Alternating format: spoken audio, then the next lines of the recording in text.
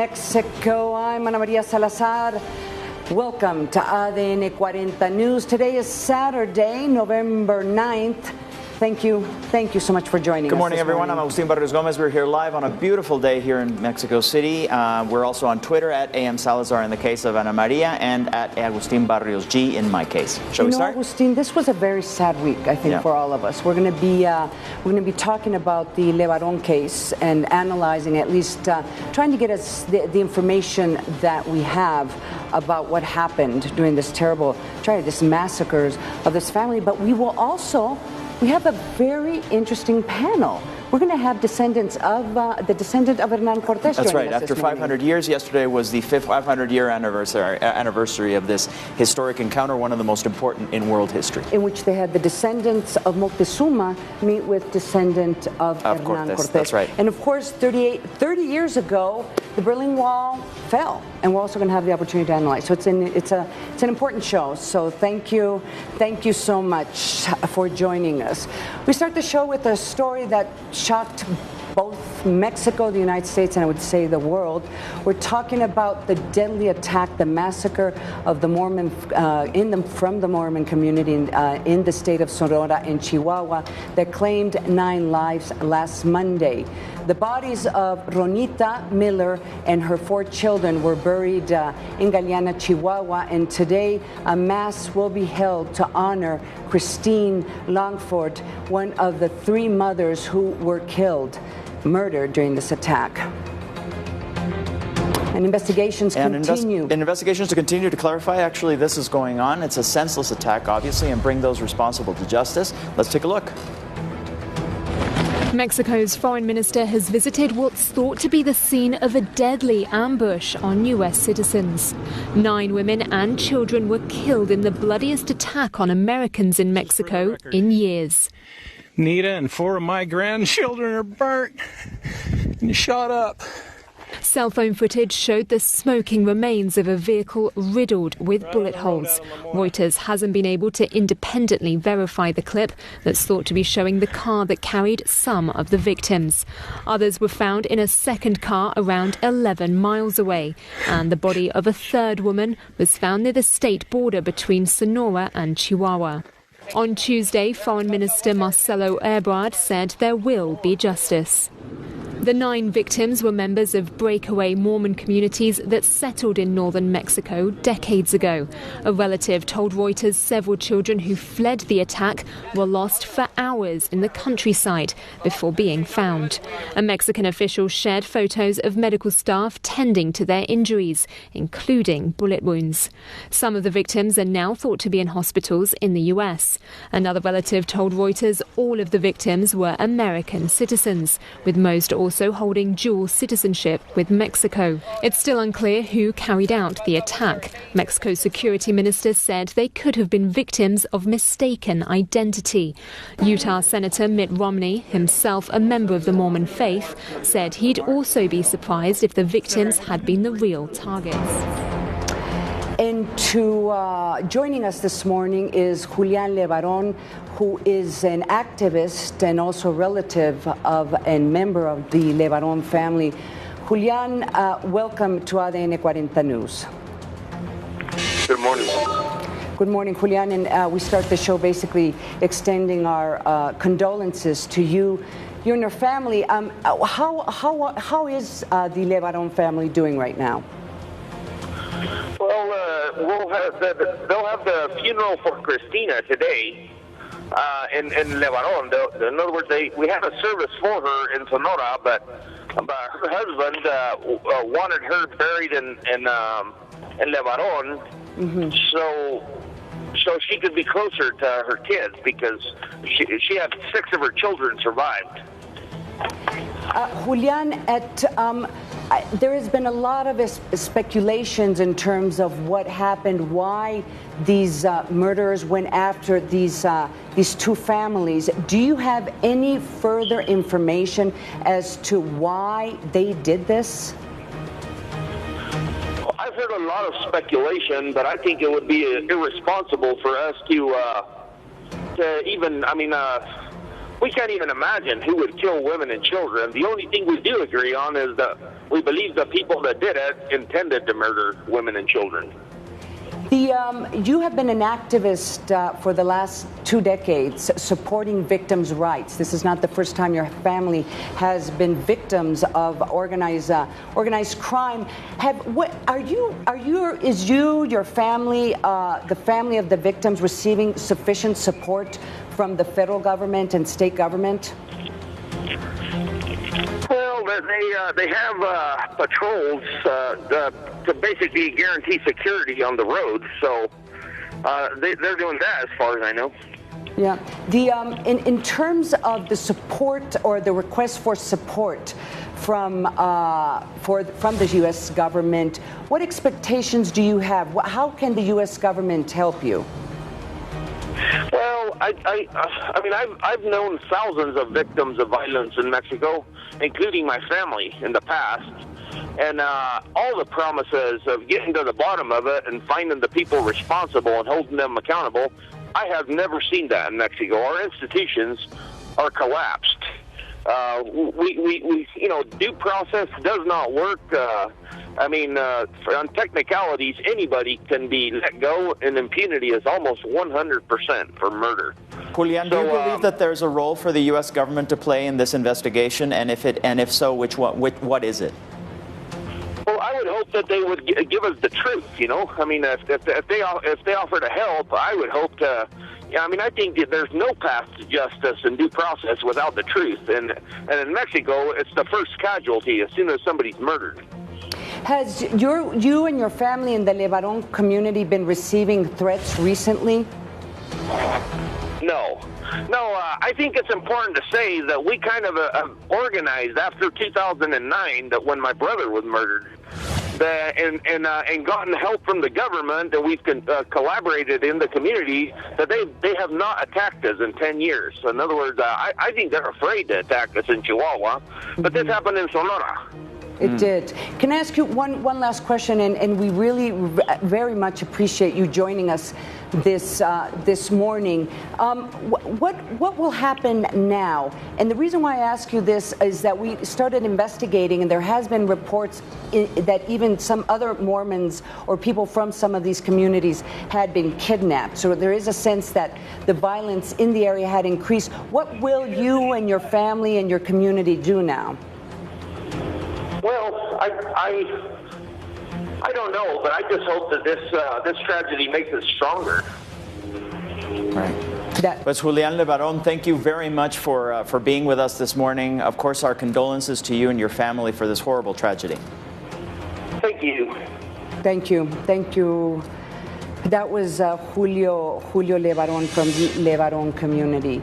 Let's remind our audience that all the victims of this attack were dual citizens of Mexico and the United States. Donald Trump tweeted several times to condemn what happened.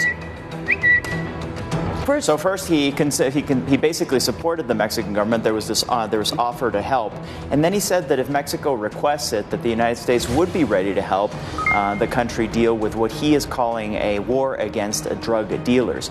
He mentioned that it takes an army to defeat an army, and he added that the United States stands ready, willing, and able to get involved and to do the job quickly and effectively. That was what was being said by the U.S. president. And finally, he also said that he was, you can see in this tweet, he was awaiting a call from President Andrés Manuel López Obrador to help Mexico tackle this violence. But Andrés Manuel López Obrador rejected Trump's offer. He pointed out that Mexico should act independently according to its own laws and its own sovereignty. He also noted that his security strategy will not rely on waging a war against organized crime. That is, he will not seek to fight violence with violence. Creo que no necesitamos para atender estos casos de la intervención de un gobierno extranjero. La guerra es sinónimo de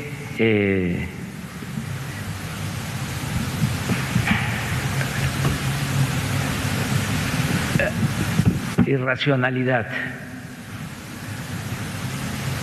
La guerra es irracional.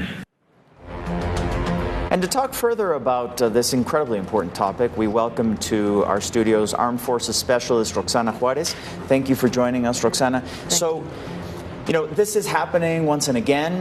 There are parts of the country that are actually very safe. The entire state of Yucatan, there's several cities. I was just in Querétaro, things are good there. In Mexico City, well, there it is. Yeah. Monterrey, and all these different things. Why is there such a difference between these war zones in Sonora and Chihuahua and some other cities in the country? What's going on there? The northern states of Mexico, it's very, very, very interesting for the crime, organized crime, because a lot border the big borderlines with the United States. It's very interesting to transport drugs and weapons and people and illegal people. And it's very, very important to understand that all that states, northern states, are the most principal issue or interest for organized crimes. Yucatan, for example, and Campeche are states very, very safe, but not.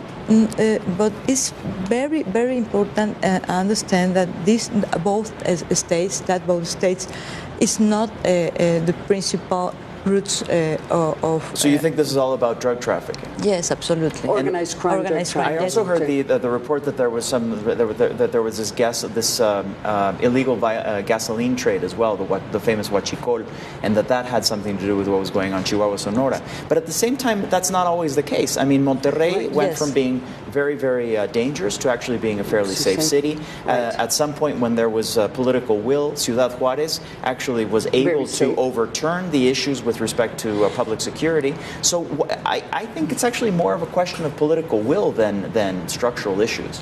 Yes, but for example, Puebla, the state Puebla is very near to Mexico City, and there is a criminal organized. Very, very linked to huachicol, for example. Yes, the illegal gasoline trade. Yes, but Puebla 5 or 10 years ago was a very, very safe state, and this is very interesting because yes, it could be Puebla is a route for a crime, organized crime, and a route because of Veracruz. Yes, narco traffic. But the principal now the principal crime is huachicol and all that. Remember that when family drug. The family of narco traffic, I don't know. I think that the Arellano Felix family. Yes, the family live in Puebla because it's incredible. Because it was so safe. Yes, so safe. Let me ask you this. I mean, the president has said that he is not going to change his strategy and that he won't use violence against violence. But Mexico has in the past confronted extremely violent organizations. I'm thinking about the Zetas, for example. What can the Mexican government do to try to at least control the amount of violence these organizations are exercising against the civilian population? And should it be the army or should it be the new National Guard? It's very complex because, yes, very good question. It's very complex in the presidential period, Calderon presidential period. We remember that military work in these areas, for example, Tamaulipas, one state very interesting for the Zetas. The deploy of military and federal police result in a lot detention. Sure, it resulted in a lot of violence, but the levels of violence were actually 1/4 what they are today. So maybe we should revisit some of the good things that actually happened. Yes, absolutely. But in that period, the interesting that some police, in some states like Monterrey or Coahuila, that states built his police in force. And they were able to deal with it. I think we should revisit that. Roxana, thank you very much for being with us again today. And we're going to see you, and I we'll see believe, you in the Spanish edition. Spanish edition. Right. So we'll see you in a while. Yeah. Let's go to commercial break. We'll be right back. Much more ahead, because we are going to talk to a descendant of Hernán Cortés, and we're going to remember the fall of the Berlin Wall. So don't go away. We'll be right back.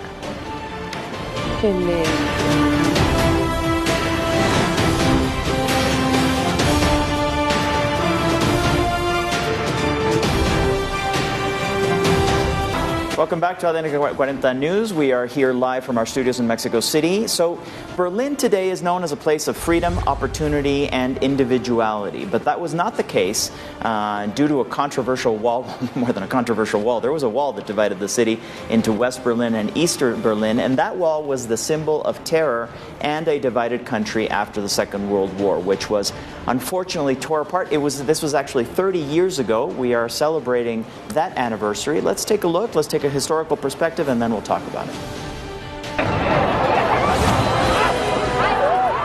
Germans are celebrating the 30th anniversary of the fall of the Berlin Wall.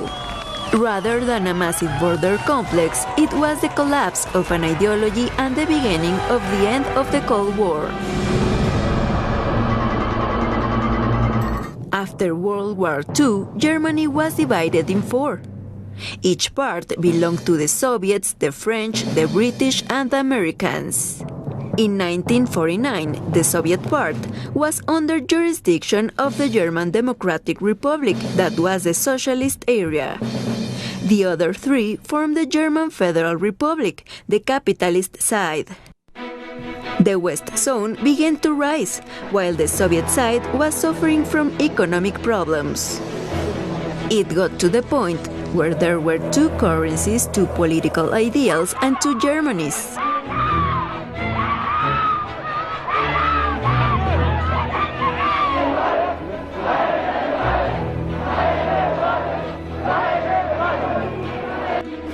On August 1961, Socialist Germany began building the wall, which represented a divided city and country.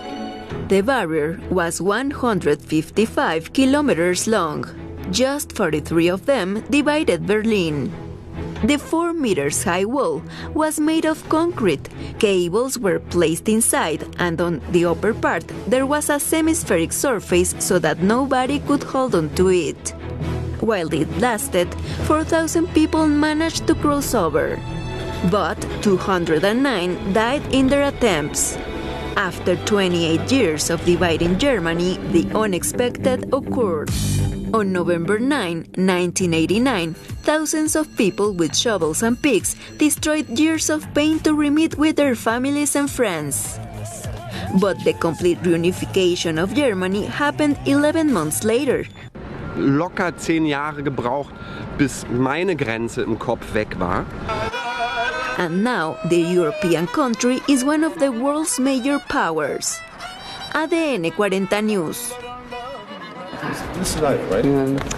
I can't believe it was 30 years ago. That's why I really appreciate Siegfried Herzog. He's the director, regional director for Latin America of the Friedrich Naumann Foundation here, and you're based here in Mexico.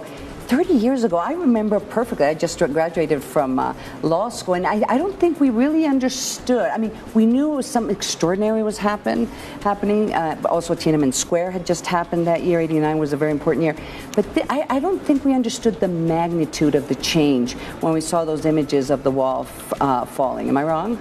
No, that's exactly right. And I remember, well, this is one of those moments that practically everybody in Germany remembers where they were. Where were you? I actually just came back from Bangladesh, from a 4-5 week trip to Bangladesh. I watched the evening news, already pretty tired, and so the wall is opened. Okay, the wall is opened. And I went to bed, and only the next morning I fully realized what had happened.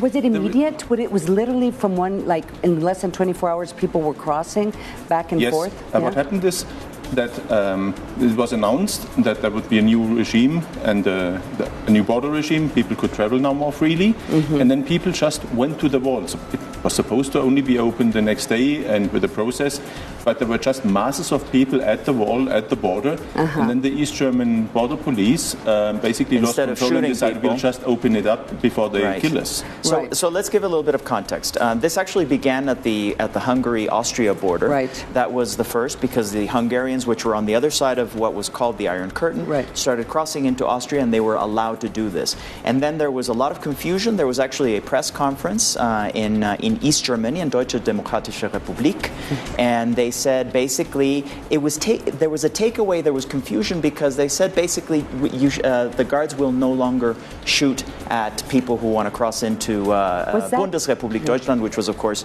West Germany. They didn't actually mention the guards and the shooting. They said they would be allowed to travel now, and there would be no preconditions. So basically everybody could get a stamp and go. And West Germany was always open to the arrival of East Germans, and so they started crossing in their Trabants, right? Yes. There was the symbolic car that looked like it was from the 1950s, and it came over in the 1980s, and here was a modern society and an old society. Tell us a little bit about the context.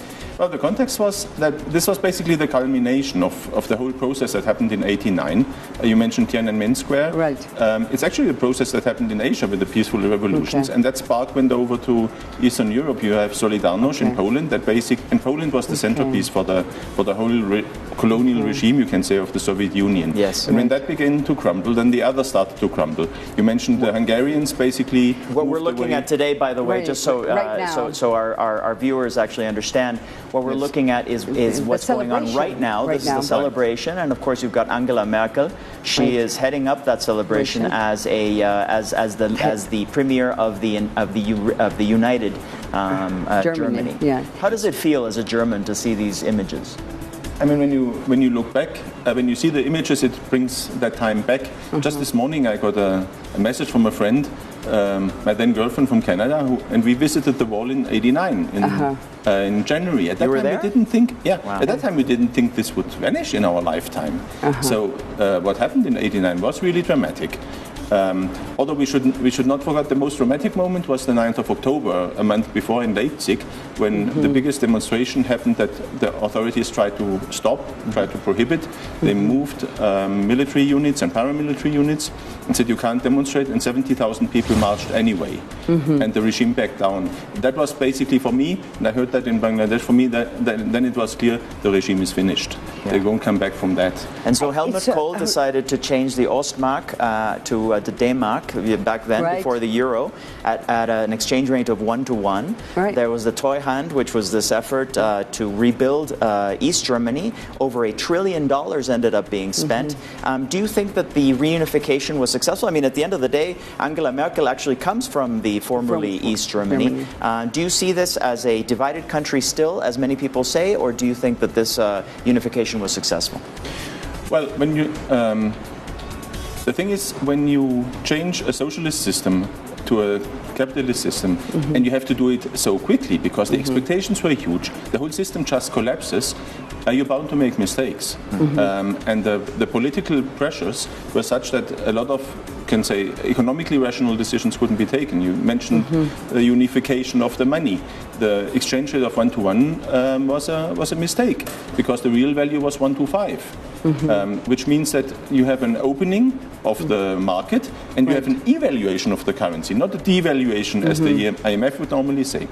So but how do you explain that to people who lived in the communist system? Most West Germans didn't understand the implications. It's fascinating, Mr. Herzog. Thank you very much for joining us today. Thank you so much. We're about to go to another commercial break. Actually, first we're going to go to Donald Trump's re-election campaign because it's getting complicated. So apart from convincing voters to pick him again, he continues to deal with the impeachment inquiry in his own unique way that we love so much. Let's take a look.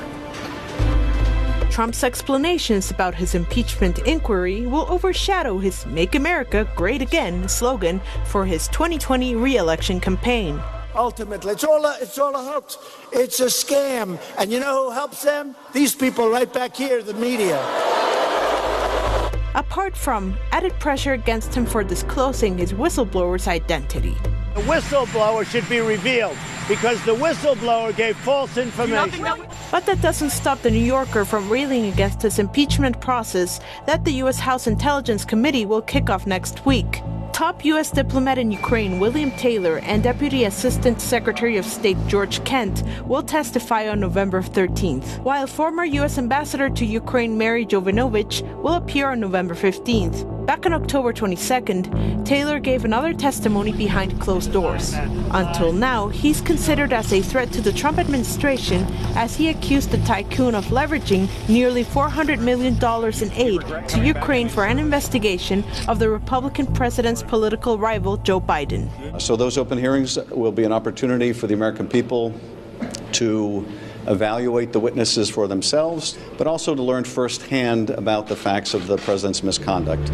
Also this week, a soon-to-be-published book claimed that U.S. Vice President Mike Pence considered invoking the 25th Amendment to remove Trump from office. However, that rumor was immediately dismissed by Pence himself.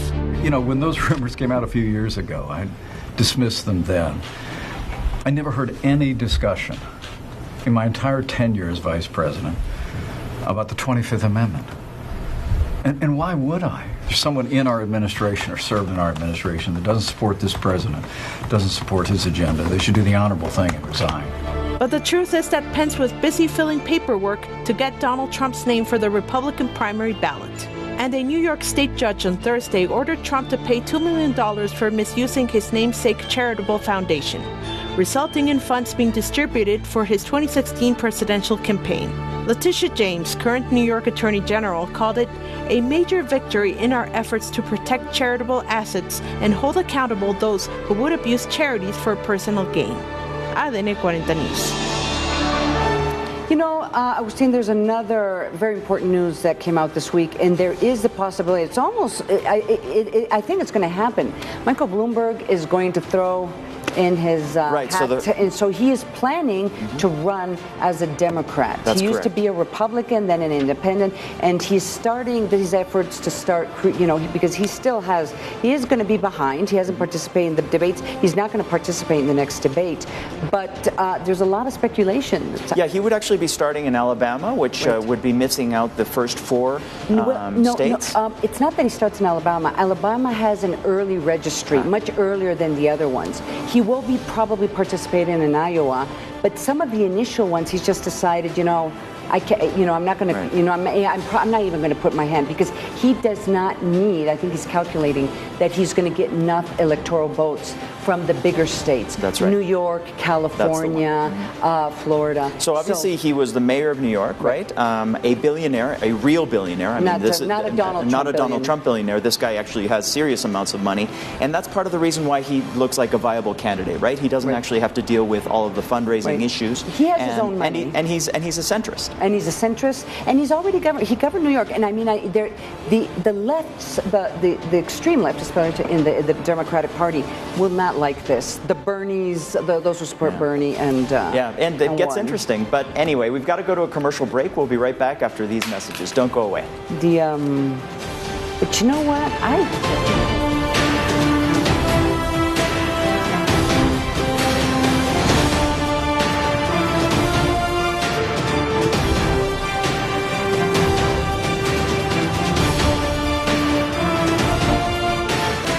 Welcome back to ADN 40 News. We are full of news this morning. Let's talk about the use of bots to attack political adversaries. And we're also going to talk about Mexico's security strategy. This was all part of this week's agenda of President Andrés Manuel López Obrador. Let's watch. In a report, the federal government denounced former President Felipe Calderón's son, Luis Felipe Calderón, former Secretary of Education Aurelio Nuño, and the National Action Party PAN Senator Juan Carlos Romero Hicks for running bots which led attacks on social networks to the current administrations as well as members of the opposition. The president denied that they are using these digital strategies to spy or discredit those he calls his adversaries. Los conservadores están desquiciados, desesperados. No tienen argumentos y insultan y utilizan robots, cosa que es inmoral. Nosotros nunca jamás lo hemos hecho ni se hará. Questioned on his promise to reducing violence in 6 months, he assured that his security strategy has yielded positive results. Ya se ha podido detener la escalada de violencia, el ascenso de cómo iba creciendo la incidencia delictiva, cómo hemos estabilizado primero, y yo espero que empecemos a disminuir la incidencia delictiva. He praised the Chamber of Deputies for approving the reforms to hold public consultations and the presidential mandate revocation. En mi caso, esta consulta va a realizarse en marzo del 2022. Y me gustaría que fuese el 21 de marzo del 2022. Se va a preguntar si se quiere que continúe el presidente o que renuncie el mismo día. On the 60th edition of the Radio and Television Week, the president promised to review the scheme of official advertising, which is currently a tax the industry pays to the government. Hago el compromiso con ustedes de analizar esta propuesta de reducir la contribución, el impuesto, los llamados tiempos oficiales. Y les voy a dar una respuesta pronto sobre este asunto. Además, ni siquiera, como me lo informó José Luis, se requiere de una reforma legal, es un decreto. Tengo yo esa facultad. De modo que pronto van a conocer ustedes sobre una propuesta que va a ir en el sentido de reducir los tiempos oficiales para que ustedes tengan ese estímulo, ese apoyo por los servicios tan importantes que prestan a la sociedad mexicana. ADN 40 News. And in other news, Mexico's fourth largest city, which is Puebla, is hosting La Ciudad de las Ideas. This is one of the world's most important festivals of brilliant minds, and it is actually happening this weekend in Puebla. Let's take a look at what's going on over there. La Ciudad de las Ideas, the City of Ideas 2019, has begun in Puebla. Buenos días, bienvenidos a la Ciudad de las Ideas.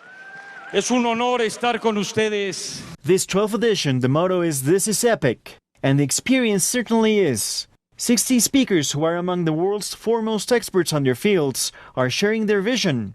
Among them, scientists, Nobel Prizes, and artists. Puebla se distingue así por hacer algo que nadie más hace en el país y que es traer a mentes brillantes para compartir las mejores y las más variadas ideas de todo el mundo con los mexicanos, comenzando con Puebla. Este tipo de eventos abonan a disminuir la desigualdad, abonan en eso, porque ponen frente a los jóvenes, no solamente de Puebla, de todas las clases sociales del país, la posibilidad de tener contacto con mentes brillantes. On its first day, provocative characters took the stage, such as the screenwriter Mike Lapadula, the Nobel Peace Prize Rigoberta Menchú, and John Gray, author of the renowned book Men Are From Mars and Women Are From Venus, who addressed relationships. It's like a dance. We're dancing closer, and so it's easy to step on each other's foot. When you care so much about someone and they criticize you, it hurts. When you do your best to give to someone and they're disappointed, it hurts so much.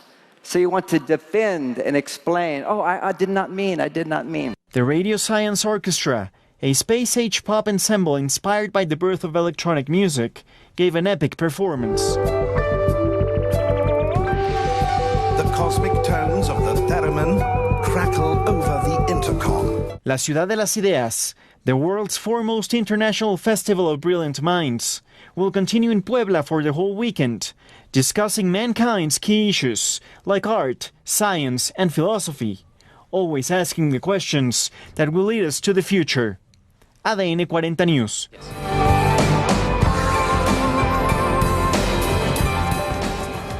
And Luisa Cantú, our colleague, is in Puebla, following very closely these epic ideas being discussed. Luisa, wow, I'm so envious. How are you? Good morning, Ana María and Agustín from the Metropolitan Auditorium here in Puebla, where is taking place the International Festival of the Bright Minds, Ciudad de las Ideas 2019. Before I tell you what to look forward today and tomorrow, please allow me to take a few seconds to remember my favorite speaker yesterday. David Hughes was one of the scientists who were able to capture the first image of a black hole. He talked about the Mexican contribution to this historical achievement. Today we are waiting for Sean Spicer, who I'm sure will have some interesting stuff to say about working with Donald Trump, and tomorrow the epic debate, life versus choice. So we are going to be here taking notes to tell you everything about these speakers and the other 60 who are here today in Puebla. Thank you, Luisa Cantú. And now let's go back in time, especially to we're going to go back to the Spanish conquest of the Aztec Empire. In 1519, conqueror Hernán Cortés was at the forefront of this collision of two cultures. Now, 500 years later, on Friday, Federico Acosta Ruiz Peinado, descendant of Moctezuma and Moctezuma II, and Ascanio Pignatelli, descendant of Hernán Cortés, met in the corner of Pino Suárez and República del Salvador avenues. These are two avenues here in Mexico City, just like their ancestors did back in September 8th, 1519, an historic moment which ultimately led to the downfall of Tenochtitlan. Siento que está en el sangre esta visión de un México nuevo, de dejar el pasado con todo el mal. Quiero pedirte el perdón por todo el malo que pasó con los ancestros, nosotros, con las guerras, de recordar que necesitamos pasar y dejar el pasado en el pasado. Si nosotros logramos recobrar nuestra identidad y purgar nuestros defectos, estoy seguro que esta nación se va como la espuma para arriba. Es un hecho. Lo único que necesitamos es, al recobrar esa identidad, es retomar o rehacer nuestro código moral y de conducta. So 500 years, that is a long time, and it was a meeting that shook the world. It was one of the most important and most emphatic approaches between two civilizations in the history of our civilization. And now we welcome to the studio the one and only Ascanio Pignatelli. He is a descendant of Hernán Cortés. Ascanio, why don't you take us through how it is that this family of the conquistador ended up eventually in Italy, and how it was that you were brought here and what you're doing here in Mexico City? To meet with the descendants of Moctezuma II, Moctezuma II. That was quite amazing, and I need to apologize. Please forgive me. I lost my voice recently. There's been a lot of interviews. As I said, I can't imagine why. Mexico initially captured my heart, and then it captured my voice. So I'll do my best. But yes, A long time ago, the Corteses married with the Tallavillas, and by then the Tallavillas had already married with the Aragonas, and so those two families consolidated, and then they married into the Pignatelli family. Now, of course, because it was always about the sons taking the titles and the names, and the family moved on through the sons. Because there were no sons in those families, it ended up in our hands. Now, you also, but it's in you where all the titles that Hernán Cortés inherited or was given, where it lies. Is that right? Somewhat. The actual title, the Marqués de la Valle de Oaxaca, was sold at some point in the late 1800s. No, yes, really? One of our ancestors, one of the Pignatellis, for whatever reason, he maybe lost the bet or something, and he ended up selling it. So really? So we lost that title. It's kind of disputed now. It's one of those titles that it's kind of ours, but not really. But so my dad actually recently confessed. He's like, it's not really ours anymore. Oh, really? So that's the official. So I saw you at the dinner last night. That was there to celebrate this meeting between you and the descendant of Moctezuma. I was told by several of the people there that there was not a dry eye in the area, like that everybody was. It was a very emotional moment. Talk to us about how you lived that moment. It was wow. If I had to encapsulate that whole experience in one word, it would be overwhelmed. Yeah. The amount of emotions that were running through me, and you could also feel the energy of everybody there. The gravity of what was happening. You know, I never in a million years imagined that, you know, that things would go the way they went. And it was, my heart was being pulled in so many ways. And then finally, when we went to the church, the hospital of Jesus, where Cortés actually founded, it's one of the oldest, it's the third oldest hospital, working hospital in the world, and the oldest in the Americas. And they came out and they greeted us initially, and just shared how big it was for them. And it was in that moment when they were like, you could feel the energy and the tears and the heart and the passion and the love and the energy in their voices and their souls that it just really started to move me. Is this a reconciliation? I mean, is this actually going to help the reconciliation of the indigenous culture and the mestizo Spanish culture? I 100% believe that it will, and it already has. And I know that there's a lot of people that already have said that there's energy is moving, and that they feel more, you know, that there's less of a block there that was maybe there in the past, because there might have been something, you know, holding them back, that unforgiveness. And I think that they were able to finally just be like, okay, well, you know, me asking for forgiveness, they granted it, and that's helping the floodgates. So you actually asked for forgiveness? I mean, absolutely, what 100%. did you? What was the speech? You gave a speech. What did you say? Well, I asked several times. Obviously, there was to different people. Right. The main one was at the church when we were in Cholula, where there was actually the massacre. Right. There was La Matanza back in 1519, I believe, and a lot of the indigenous people were slaughtered for whatever reasons. I mean, it was totally crazy, but. There was a church, and they had a Puerta del Perdón, where you actually, the sinners would actually go there to ask for repentance before entering the church. And so that's where I went, and I did a meditation. It's a Hawaiian meditation called Ho'oponopono, to help me release all the emotions that I had. We're talking about how many generations? Exactly 16 generations. 16, 1-6. Both me and Federico, same exact 16, both of us. Interesting. Oh, really? That's very interesting. I know. And after these 500 years, so you originally arrived in Veracruz, or how did that work? Why are you here? What is being done around you to commemorate these 500 years? Well, okay, so Miguel Gleason and his production company basically are creating this documentary called El Reencuentro, 500 años. And 500 años. And basically it's the re-encounter, 500-year encounter where both descendants of Cortés and Moctezuma get to meet. And you know. So this is being documented, so we will be able to later on see this. Absolutely, yeah.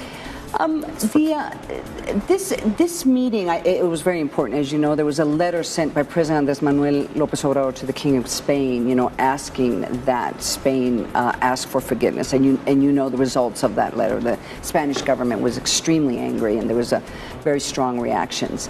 Does this help for that reconciliation between? Because in many ways, it was seen by the president as the country Spain, but you are the descendant of Hernán Cortés. You are you in a certain way. Your life represents a whole bloodline of Hernán Cortés. I mean, do you think that's going to be enough? Would you suggest that more be done? If I can do more, I would definitely do more. I don't know exactly I can't speak for the Spanish government and whatever reasons that they have. All I can say is that if there's more to be done, and I said, people ask me, well, why do you keep asking for forgiveness? And I say, you know what, if it can help one more person, I will do it all day long. And that's okay. I have no problem with that. I'm very This is a universal story at the end of the day, right? This is the story of humanity itself. Humanity obviously born in Africa and spread around the world in different waves of immigration. And this encounter between the two of the main cultures at the time in the 16th century, the Spanish Empire, the most powerful empire at the time, and the Aztec Empire, probably the most powerful empire in the Americas at the time. 20 million people living in the area that is now Mexico at the time. And of course, the encounter had a whole bunch of effects, including the disease that decimated the indigenous populations. What is your take on the product? I mean, what words would you give to the Mexican population, which is now so profoundly mestizo, so profoundly the product of this mixing? What parting words would you give to the Mexican population in that area? Well, I mean, there's so much. First of all, I'd say embrace your amazing culture. I mean, these two worlds that were created, the old world and the new world coming together, uniting and creating something new, I think is amazing. It's like, it really is a mestizo, like the culture of that. The second thing is, I would say, is release the past. I mean, don't let the past hold you back, and keep all those negative emotions inside. It's not helping you. It's actually hurting you very much, and it's limiting your potential. And so if people can just go ahead and start forgiving for themselves, not for anybody else. Not for me. Right, so forgiveness. These are words of forgiveness. Ascanio Piñatelli, thank you very much for being with us. We'll end on that very positive note. Thanks again. Totally my pleasure. Thank you so much for having me.